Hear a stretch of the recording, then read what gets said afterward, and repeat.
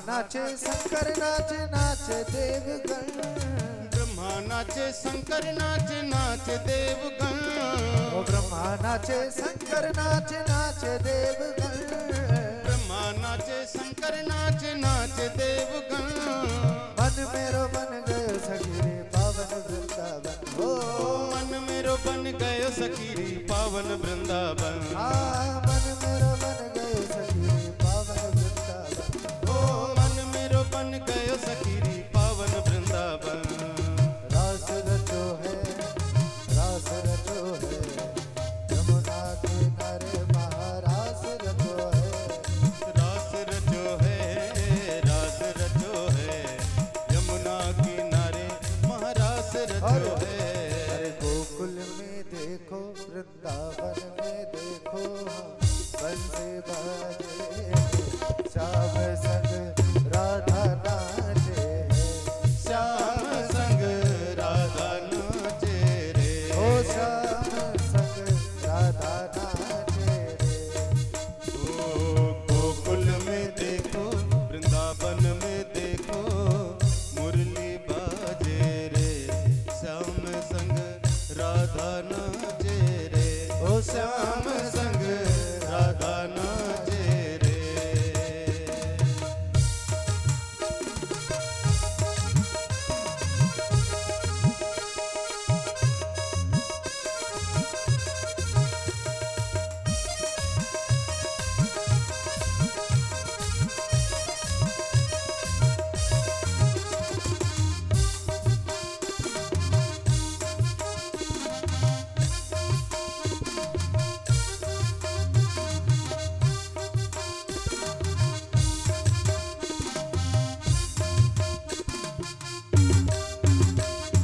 बबलू जी नाचे नीतू जी नाचे, महाराज अरे बबलू नाचे नीतू उन्हें और नाचे पकड़ लो नाचे साथ में। सुरतागण, उन्हें और पकड़ लो साथ में, अकेले अकेले नहीं, जोड़ा में काम होना चाहिए।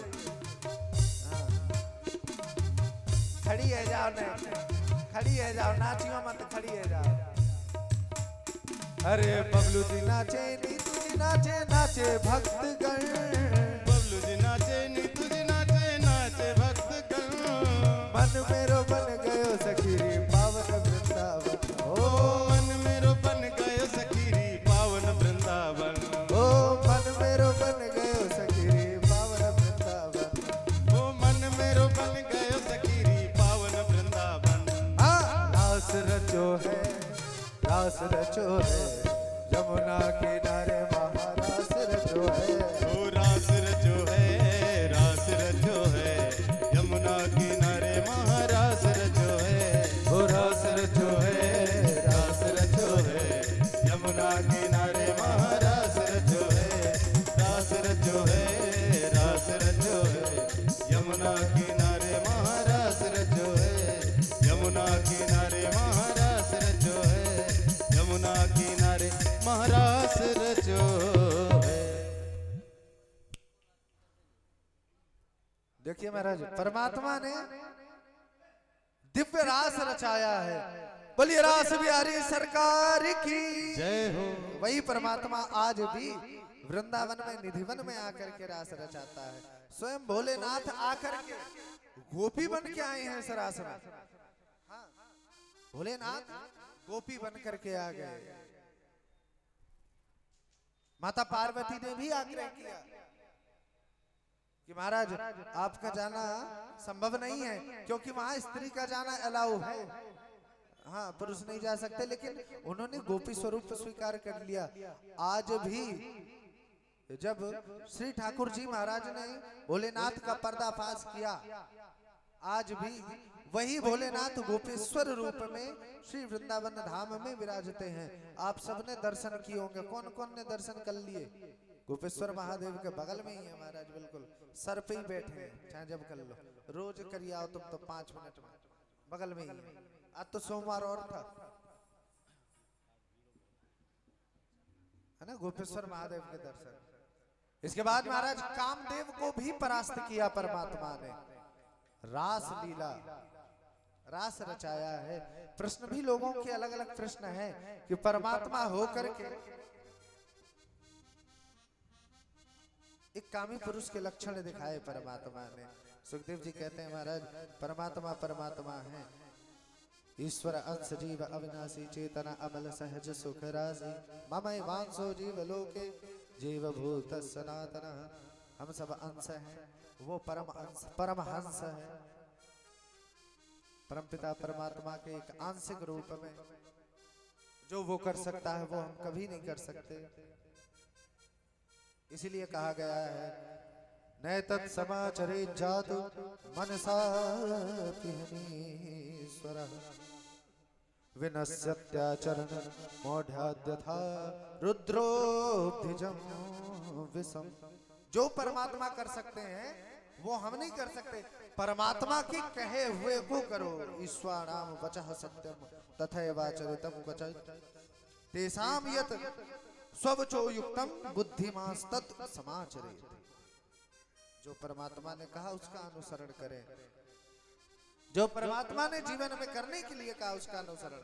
राम के किए हुए को करो, कृष्ण के कहे हुए को। रास प्रसंग के बाद श्री सुखदेव जी महाराज वर्णन करते हैं महाराज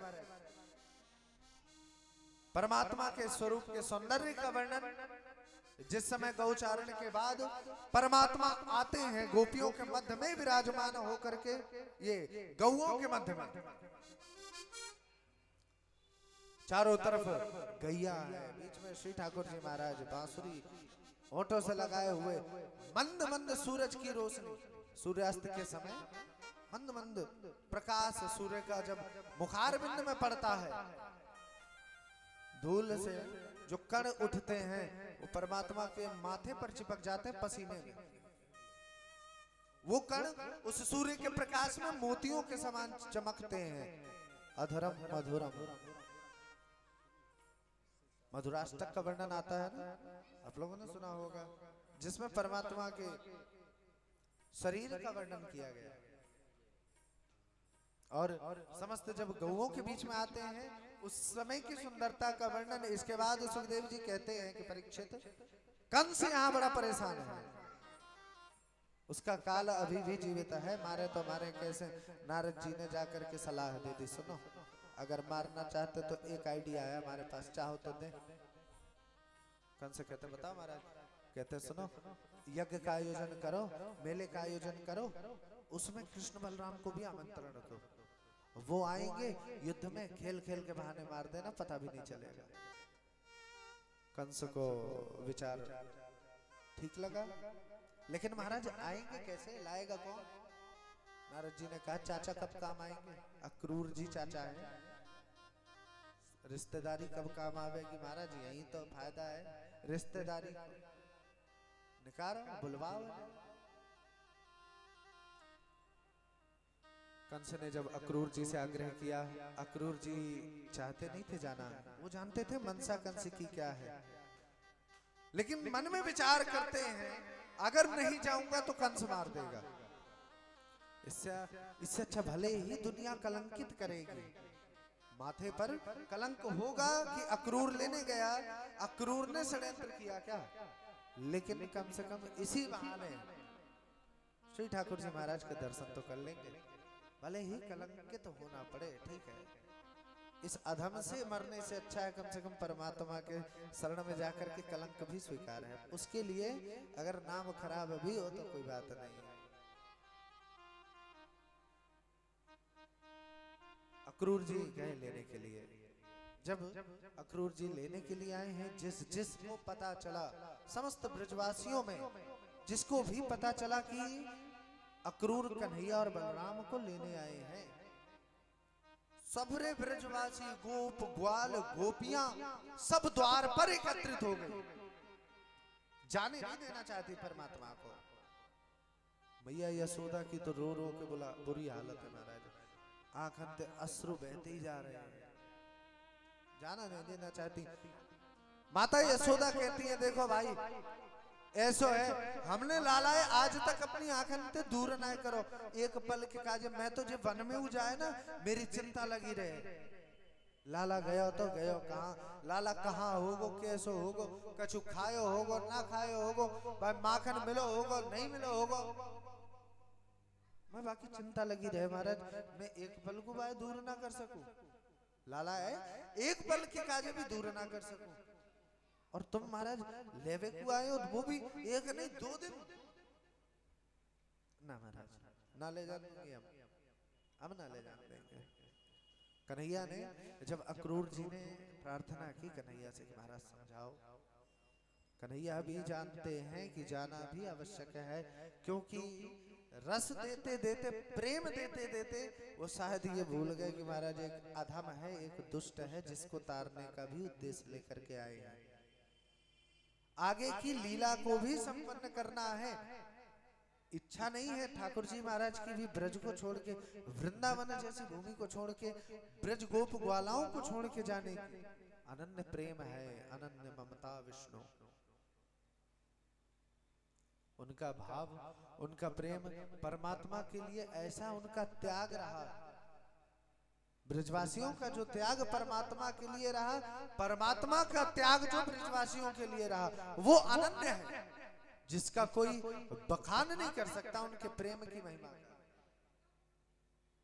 ये बखान केवल वही कर सकता है जिसने ये प्रेम किया हो। ओह, ये भी प्रेम के वशीभूत हैं। कोई बात ना महाराज, अभी प्रेम पे ही चलो जावे, वो वहां के पीछे परेशान मत हो। तो महाराज कन्हैया जाना नहीं चाह रहे हैं, लेकिन लीला संपन्न करनी है, जाना है।